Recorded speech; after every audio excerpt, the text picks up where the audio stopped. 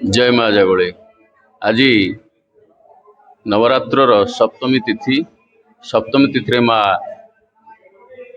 सूर्य अस्त पर महास्नान भुंगारे स्नान होई बेश लगी होई षोडशोपचार माँ पूजा पाई। आज हूँ कालरात्रि वेश माँ दुर्लभ वेश।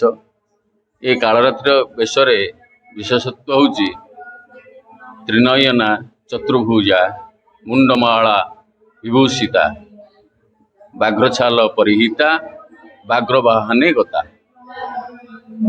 से चतुर्भुजारे बाम हस्तरे खड़ग बर्षा धरी दक्षिण हस्तरे उपर हस्तरे अभय वरद मध्य प्रदान कर भक्त मान को एवं गध वाहन जो रे माँ गमन कर बेशरे माँ समस्त भक्त मान को जी जहाँ मागिछि ता प्रदान कर अभय वरद दुई हस्त जाक माँ भक्त वत्सल को संपूर्ण पणतकानी घंट घोड़ी रखिंट।